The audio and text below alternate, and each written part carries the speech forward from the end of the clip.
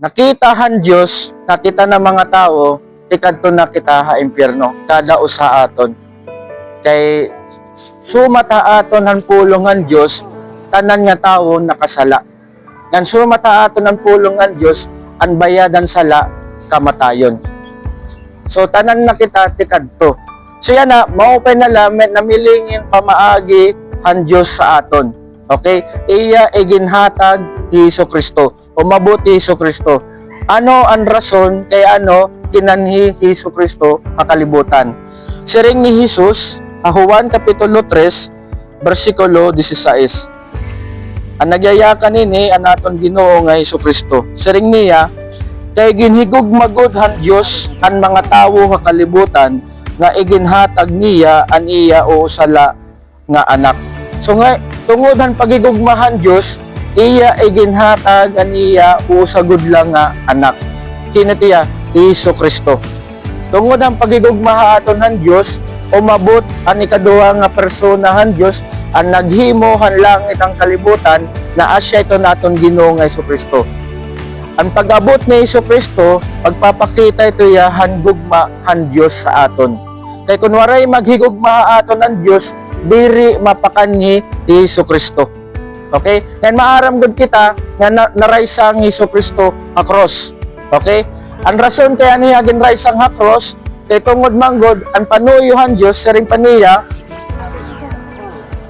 para ang bisan hin-o nga tumuuha iya diri na mawawara kundi magkakamayada hin kinabuhi nga waray katapusan. So ang panuyuhan Dios kay niya iginhatag Hesus Kristo ang ikaduha nga personahan Dios, ang Dios anak, kay tungod gustuhan Dios tagaan hin kinabuhi nga waray katapusan adto na mga tawo nga may ada pagtuo kan Hesus Kristo. Okay? So yan na, kung ikaw ito yan na may nakapagtuo kan Hesus Kristo, kasing-kasing siringan pulongan Dios, siring ni Hesus Kristo, tatagan kita niya hin kinabuhi nga waray katapusan. Ang kinabuhi nga waray katapusan nagsisimbolo tiyahin katalwasan. Kaya nakita manggodan Diyos, tanan kita, kada usa nga tao din niya kalibutan, ang babawan to na nakita niya nga tanan nga tao tikadto na impyerno. Kaya tungod manggod hansala. Kaya ang bayadan sala, kamatayon. Maupay nala na nahigugma haaton han Diyos. Kaya kung waray maghigugma haaton han Diyos, waray kita katalwasan. Okay? Yan na ang pag-abot ni Hesus Kristo din ang kalibutan, pagpapakita tiya nga diri naton kaya talwason ang naton kalugaringon. Nga waray kita kapas pagtalwasan naton kalugaringon, waray kita maihimo partihan naton destinasyon tikadto ha impyerno. Kay kun kaya naton talwason ang aton kalugaringon, diri mapakanhi Hesus Kristo, diri na iya maparay sa nga cross. Di ba? Kung kaya naton talwason ang aton kalugaringon, tikang ha aton buhat. Pero ang pag-abot ni Hesus Kristo, ang pagkanhin niya kalibutan, pagpapakita ito ang Diyos na nagkikinanglan kitahin Savior or manunobos. Okay? Kasi kaya kinanglan natin ni Savior, kahit tungod manggod, waray kita kapas pagtalwas ang aton kalugaringon. Okay? So yan na, ang ginhimuhan Diyos, Hesus Kristo, naray sa nga cross, ang rason kay hiya ang nagbayad han pinalidad han sala. Hiya ang nagatubang han sirot han sala. Para Para ang mga tawo nga may ada pagtuo iya, diri na magbayad ang pinalidad han sala, diri na magatubang han sirot han sala. Ang Ginoo na ang nagbayad han imo pinalidad han sala. Sanglit tatagaan kahan Dios in kinabuhi nga waray katapusan or katalwasan. Kay tungod ang ginbuhat ni Hesus Kristo, diri tikang hanaton buhat. Mahintungod ang katalwasan, siring diha Efeso, kapitulo 2, bersikulo 8-9, siring niya, kay pinaagihan grasya, gintalwas kamo, tungod han iyo pagtuo, ngan diri tungod han iyo kalugaringon nga binuhatan, hatag inihan Dios, diri ini tungod han iyo mga buhat, para waray maipanhambog ang bisan hin-o. So may tungod ang katalwasan, tungod inihan grasyahan Dios. Pinaagihan naton pagtuo. Karagsigon kasangkayan, ang katalwasan naton tika nga impyerno, diri naton kinapuyan diri naton trinabaho. Hatag ito yahan Diyos sa aton. Kay waray kita kapas, waray na kita mahimo, diba? Nagkikinanglang kitahin bulig, diba? So ama to ang ginhimuhan Diyos naghatag yan bulig aton. Aniya ginhimo nga bulig iya igim padara ang ikaduha nga personahan Diyos, ang Diyos anak nga Hesukristo. Ang naghimuhan langit nga ng kalibutan. Okay? So amo tiya kasangkaya na sing ang pulongan Diyos diri kang haaton buhat ang katalwasan para waray maipanhambog ang kada usa.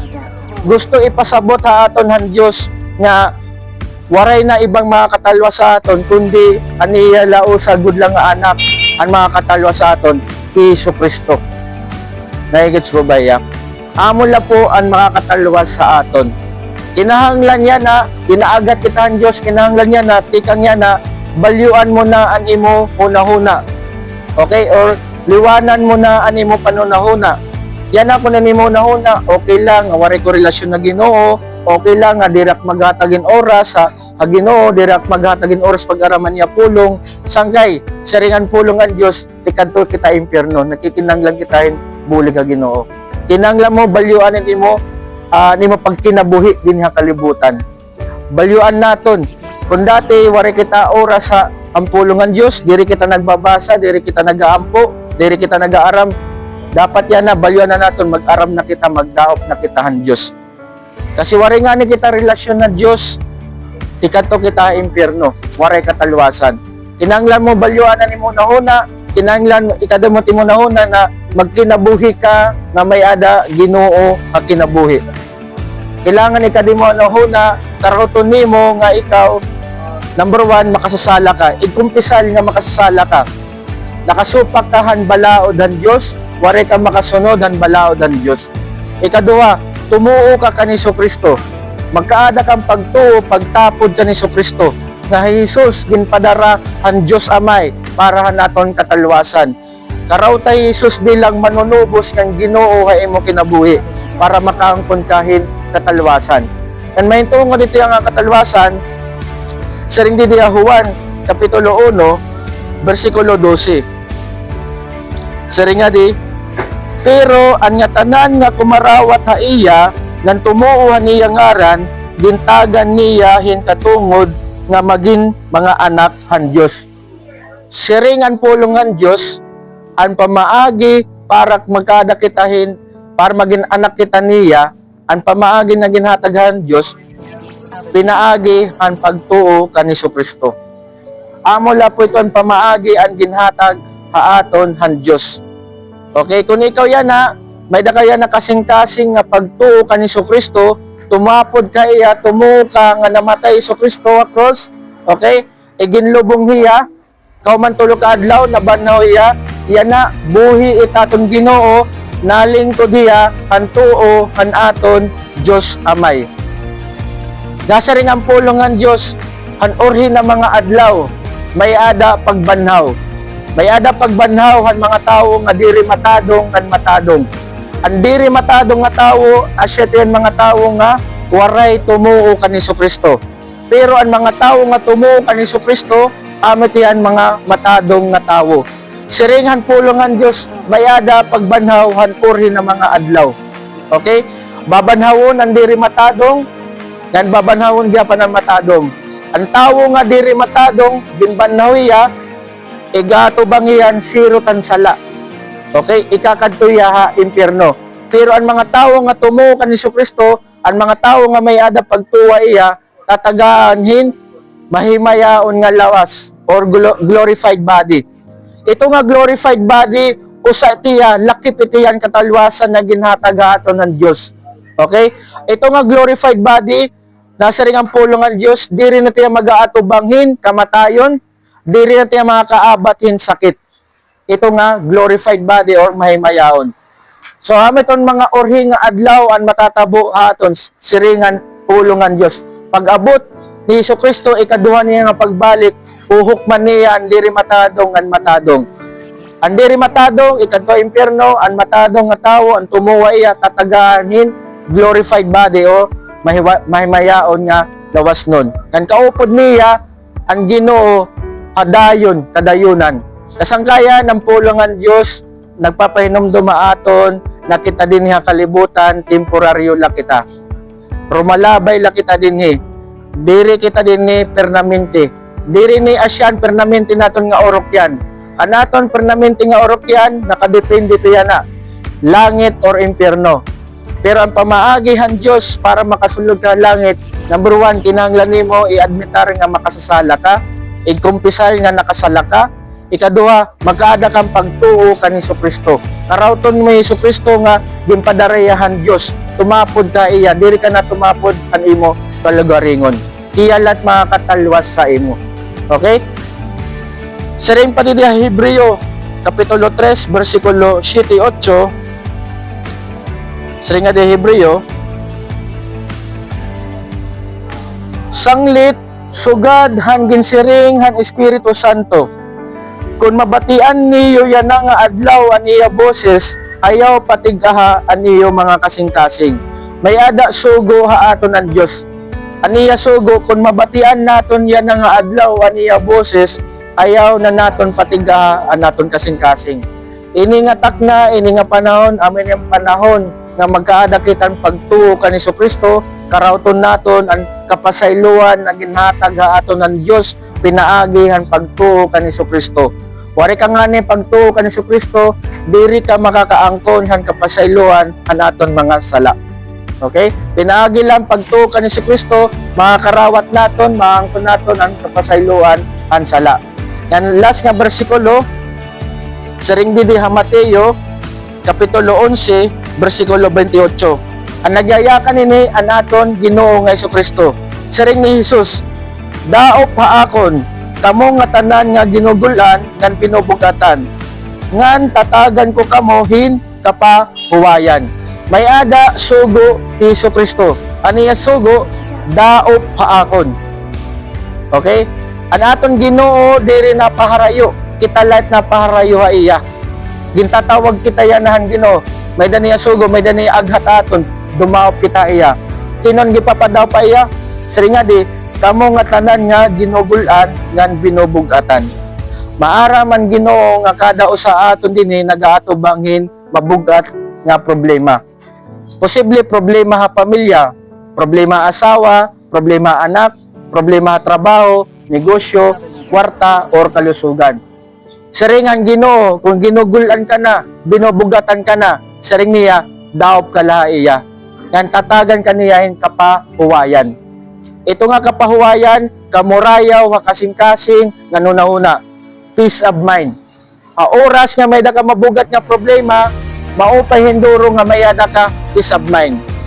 Ang mga tawo nga may da mabugat nga problema, nga pinapasan, diri na daw pag Ginoo, kadamaan ang natatabuhaira, na may mga problema nga diri na daw pag Ginoo, ang natatabuhaira, nahuhulop, nawawarayan ng paglaom.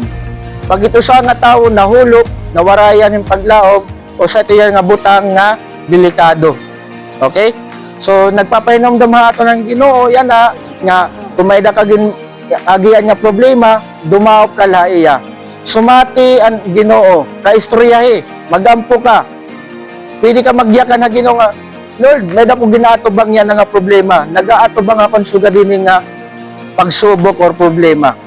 Okay? Kana niya pangako, tatagaan kaniyahin kapahuwayan. Han oras nga may naka mabugat nga problema. Ang Ginoo makakahatag aton ng kapahuwayan. Okay? Diri ang mga butang diri ha kalibutan. Damo na naton kakilala nga sobra kadamon kwarta nagpapakamatay. Okay? Wara din niya babawan tuna makakahatag ha aton ng tinuod nga kapahuwayan. Ang tinuod lang na makakahatag aton kapahuwayan ang aton Ginoo nga siya tiya Jesucristo. Amin ang panahon nga magpaubos kita, dumaop kita ha Ginoo, ihatag naton na naton kinabuhi ha Ginoo para makabilin kitahin kapahuwayan. Kay wari nga di nga kita magdaop ha Ginoo, kinabuhi sobra kakapoy, sobra kaguol, sobra kabugat.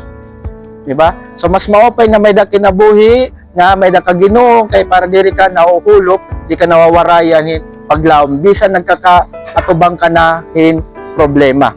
Okay? So, amo lati ha, Ginaagat ko ang kadausa, mag-closing prayer kita, magkatukdaw kita, unat tala naton tuhod, magampo kita. Salamat aniyo partisipasyon. Ipiyong aniyo mata, ido kaniyo ulo, magampo kita.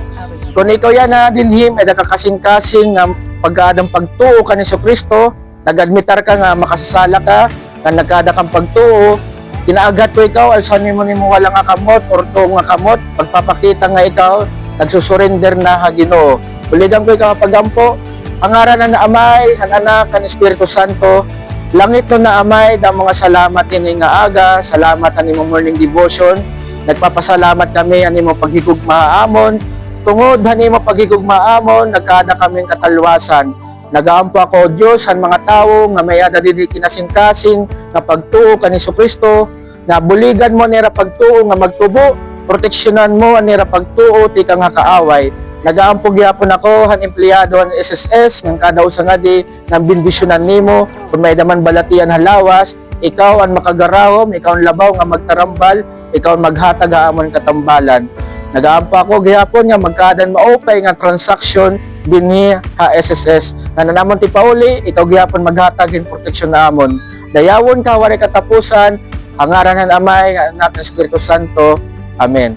So amo lang po tiya mga